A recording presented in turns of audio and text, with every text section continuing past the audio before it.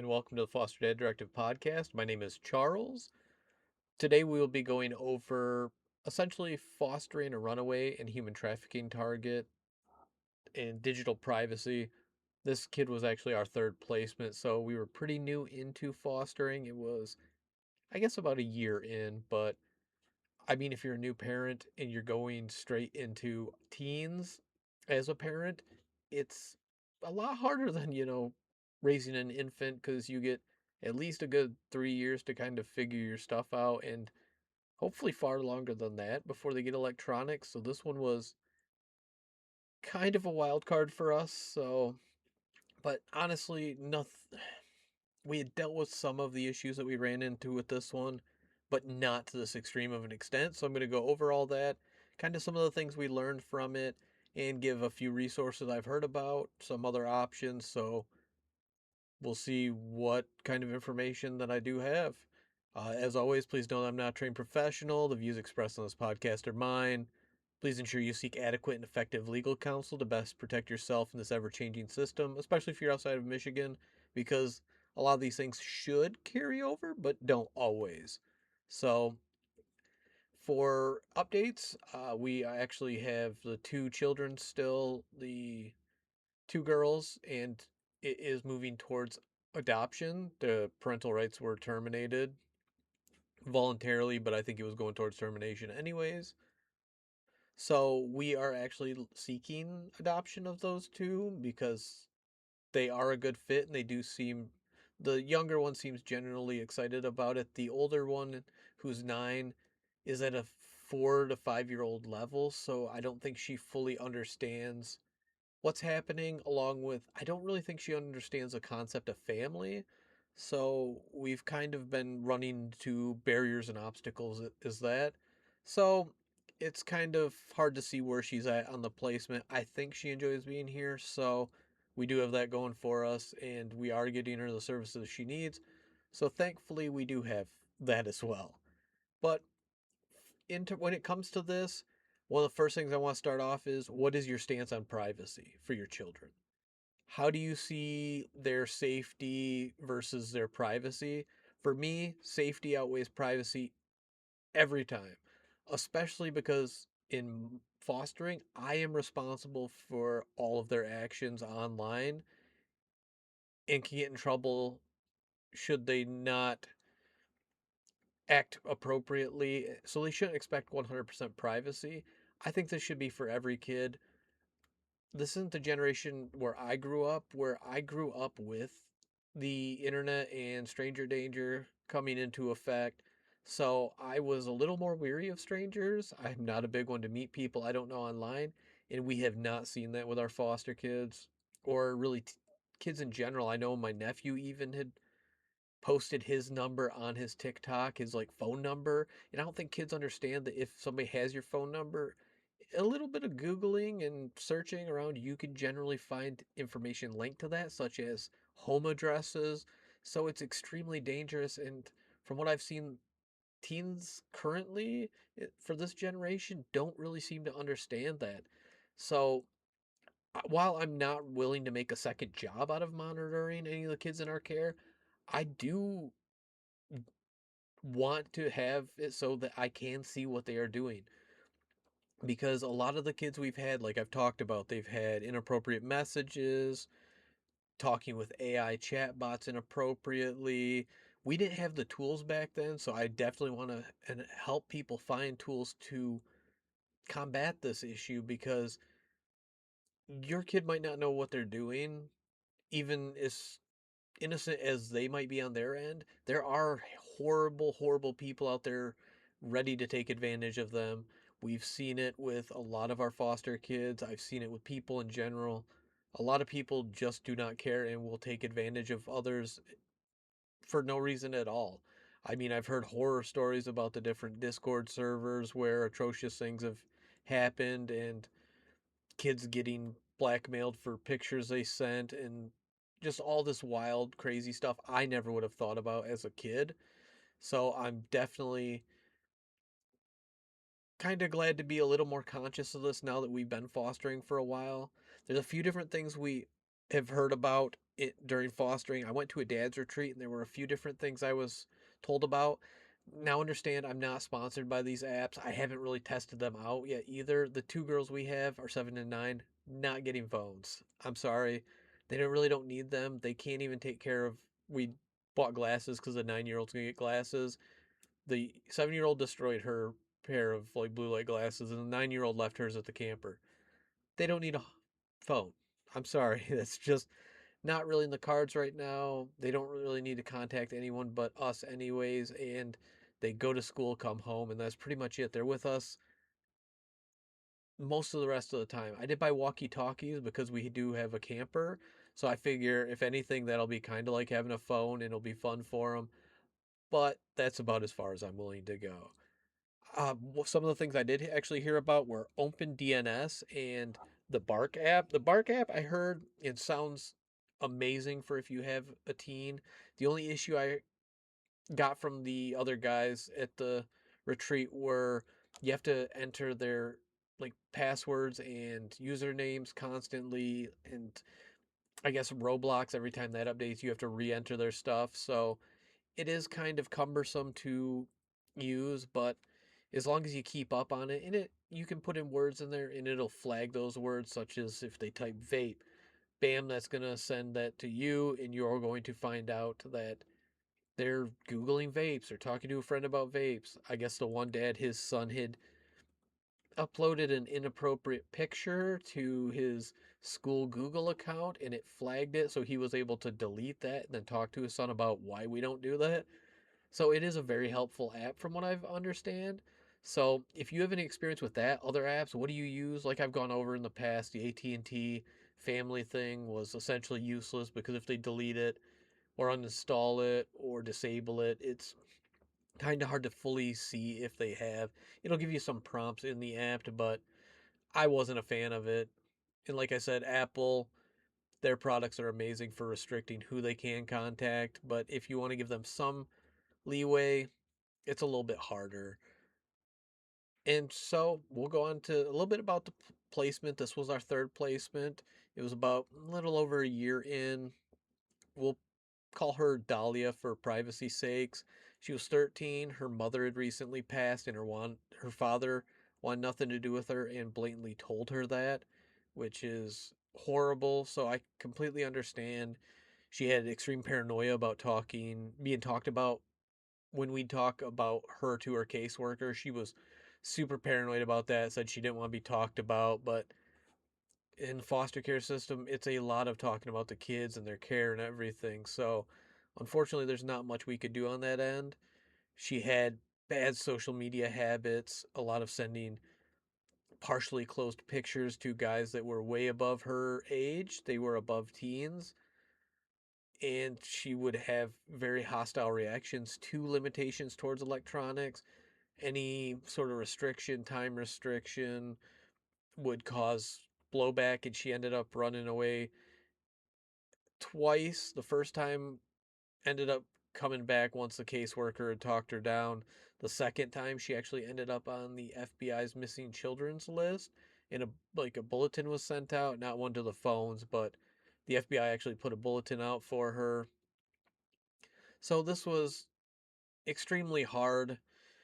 Um, it's one of those things where you have to protect them, but also a lot of these kids come in with not really having those limitations in place, so it is a lot harder to set them up once you have them. We should have gone right off the bat with them, but we were a year in. It was only our third kid. The first one had her own phone, so we had limited restrictions on hers, and then second one was she got restrictions pretty quickly after all the stuff she did, like giving out her phone number, all that other stuff. And then this kid also would threaten my wife with violence, and my wife has a past trauma. It was working as a fifth grade school teacher with violence and threats from a student who was not put on the right IEP and everything. So she dealt with that, and so that was kind of a trigger to her. And just once she ran away and ended up on the missing children's list, it's really hard to overcome that. it's a very big safety concern. And this is a prime example of why you should set those limits. You should monitor your child's online activity. They're probably not being malicious. I mean, in her instance, she, I don't think knowingly so much. I think it was a lot of teen hormones. Had like multiple boyfriends. I put that in air quotes because, what's a boyfriend to a 13-year-old? But I mean, that can also escalate quickly to very inappropriate stuff. And then she'd send these older guys these inappropriate pictures, which is disturbing in and of itself that there are people out there that do want to receive these pictures from somebody so young. I was on Facebook and you get those random pages that send, like, you see somebody post a picture and blah blah blah, the interactions with it, and it was a 17-year-old girl who said a 30-some-year-old guy was messaging her. I had to Google the actual age of consent in Michigan because I have always been firmly believed it was 18. Because if you're above 18, there's no reason for you to be fooling around with anybody less. I had no idea it was 16. That absolutely boggled my mind. And the number of people that were defending him was insane. That he was pushing on this 17-year-old of asking if she liked older guys. That's insanely inappropriate. But that's a whole different thing, honestly. Just I've heard horror stories from my sisters about receiving inappropriate pictures, different things such as that. But with the running away, one of the major things we didn't realize is, well, the agency kept refusing to remove her even after the threats of violence, the running away, destruction of property. We were told that we had to put in our 30 days notice, which for the state, I believe it's 14 days. For the agencies, they want 30 days. This allows them time to find a home and everything, which would have been fine if she wasn't a runaway. That's a huge hazard. If I'm working, she just takes off. What we didn't realize is she was under the 30 days, so that's one of the things where it's a lot safer for us to get her removed. They asked if she could be returned once found, which she's run away. She's blatantly left. Why would we further go back into taking on all this trauma? Because she obviously did not want to be here. She did not want those restrictions in place. Plus, she was going through a lot for a 13-year-old. You lose your mom. Your dad said he doesn't want you, and then you're in a home with people you don't know. I get it, but it's also a safety thing because we did have another child at the time. The child said that she was doing inappropriate conversations in the living room because we eventually banned her to where she had to be in the living room. And so the 13-year-old flipped out on the older kid and was causing a bunch of trauma there. And it's just, why why would you put us back into that situation where you are asking us to keep a child that doesn't want to be here and that also is, threatening my wife, being hostile towards the other child in our home, putting ideas in the other child's head that we didn't care for them, didn't like them. I mean, what's the saying, poisoning the well? I mean, that's essentially what she was doing, and the agency was being of no help. Granted, her caseworker was very new. I'll give her that. But also, if you're going to foster, just know that there are a lot of different things that they will try to slip by you, and they're not always the most honest. But if you do run into any issues with this and you are in Michigan, look up DHHS PSM 715 2. This is Court Intervention and Placement of Child, PSB 2021 005 from 7 1 of 2021. This is a Children's Protective Services Manual, State of Michigan Department of Health and Human Services. I know, government documents. But it's a long document, multiple pages. I went in and took out when a child can be removed from your home in without the 30 days notice. The first is reasonable cause to believe that the child is at imminent risk of harm and emergency removal is the only option to protect the child. She was a chronic runaway. She would she was very intelligent in this aspect. She knew the service would be shut off to the phone, so she'd find on maps the entire route she needed to take to get to her family member's house and screenshot them so that she could do it once, even once data was off. So I will give her that. That was extremely intelligent and very wise of her, but also a huge risk because she's not wanting to stay here, and all it takes is her getting into a bad mood and then walking out the front door like she did the very first time. And then the second time when she walked out and left, they weren't able to get her back. The second is the circumstances warrant an ex parte order pending the preliminary hearing. This essentially is when it is proven that waiting on the removal would cause undue harm. This, I think, is more for, say, a custody battle if you believe your child is in great harm, and that if you don't remove them right now, that there will be, you know, obviously great harm or even worse, the loss of your child. The third is consistent with the circumstances, reasonable efforts were made to prevent or eliminate the need for removal of the child.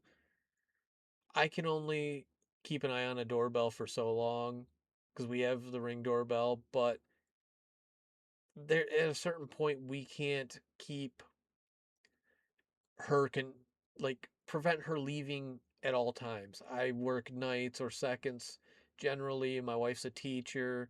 Even though we're on those different schedules, we can't care for a child who's a chronic runner while also trying to care for other children. It's just unfortunately not possible for us. I think it would have helped if we would have restricted phone use at the beginning and not provided one even.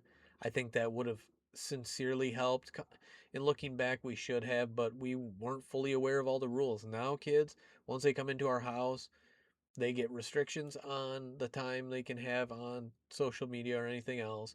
They get to have their family's phone numbers, their caseworkers, and can contact them unrestricted. And we don't monitor that at all. But all of that leads into us not being able to eliminate that. So looking back, we should have, unfortunately, but now being over 3 years in, I know a little bit better. So we've taken more precautions. And it's one of those things you just have to learn, honestly. Fourth is no remedy other than protective custody is reasonably available to protect a child. She ran away. I don't know what happened to her after that. It might have been respite or a different foster care family. I know we did end up going to a adoption meet and greet thing and actually had seen her there months later, or about a year later. And I think she actually recognized us, so that was a little awkward. But honestly, outside of protective custody, there's no way to keep a child unless the parents have some way of kind of keeping them in the house. But even then, there's only so many things you can do to restrict a child. So it, we didn't have anything else to reasonably keep her here. Then the fifth is continuing to reside in the home is contrary to the child's welfare. She kept running away. She was also taking a toll on the other children in our house. So sadly, it was one of those things where there was not much we could actually do on. And in the end, her being here was not in her best interest nor anyone else's. Just because if we can't keep her safe, it weighs on me to have to worry about if they run away. That's why there's cameras that point towards the backyard and the front yard now. We can monitor anytime somebody leaves. There's actually 3 cameras in the front yard and one in the back. And then I have another one that I'm setting up as well. But there's always, even with all those, it's still stressful to, you know, keep track of all that, especially when I'm working thirds and hoping that nothing happens while I'm sleeping during the day and that it doesn't turn into a runaway that turns into like a 6 hour ordeal. So there's so much to keep in mind, and that stuff becomes obviously an issue in the child's safety and them being in a place where they are safe and provided for and that they're not going to try to run away from. So, one of the last things I want to kind of leave you with and talk about is Should parents have rights to invade a child's privacy once their child turns 18 and still lives at home? Or, should they still have that ability to check on or invade their privacy and check stuff if they pay the bill for that child stuff? Say I turn 18 and have a phone and my parents pay for it. I mean, I'm under the belief that they do have the right to check on it. I moved out at 18 and joined the army. I left home with a prepaid cell phone with like a $30 card on it. My parents didn't pay for anything after that. I was able to buy my own phone. Once you buy your own stuff, no one has any right to any privacy invasion. I mean, I've moved down to where I'm at with one of our friends from high school. He was a Marine, and his dad would make him come home and mow the yard, which was so weird to me because you're 18, you were in the Marines for, well, sorry, he wasn't 18 anymore. He was 21. He had been in the Marines for 4 years, though. It's like your parents can't tell you what to do. I mean, I get going to help them out if they need it, and you're on that you have that kind of connection with them, but to be told you're coming home to mow is kind of wild, especially because we're like 2 hours away from our hometown. So that always kind of boggled my mind. So, what do you think? Do you think it's all right for a parent to still have that level of control while their children live at home? Say they're going to college. At what point does it stop? I say once you pay for your own stuff, that's when all your privacy is given to you, because once you can pay for your own things, it's yours and not your parents. So your parents have no right to it. But I don't know. That's just how my life went. I get everybody has different situations. So, as always, I do really want to thank you for listening. Please like, subscribe, and share. Email me with any messages. I currently have 3 books in the queue to read. I also have one where I've been emailed back and forth with the author, so I want to get him on here and chat with his book. Uh, if you have any other book suggestions, if you have any feedback, ideas, stories, send them in. If you want to come on and chit chat, but if you're gonna email me about coming on, at least want to come on. I've gotten so many emails of people that just flake on me. I read their books or whatnot, and then they just disappear. It's Don't waste my time. That's all I ask. I'm trying to do this while, you know, fostering 2 kids and moving into adoption, along with I put my other uh, podcast on hold. That one's about addiction. And I'm still working on that topic of stuff in my own life, such as, not smoking anymore. Nicotine's a huge addiction. I've smoked since I was 18. I smoked in basic. I didn't smoke, and this was back when it was 18. But I had smoked from then up until just over 2 years ago. And that was a huge thing to quit. And I'm very proud of what I've done for that. Last I checked, I had 610 days, no nicotine at all, nothing, no dipping, no vapes, no cigarettes, nothing at all. And so I'm super proud of that. Since I started fostering, I don't drink like I did in my 20s anymore.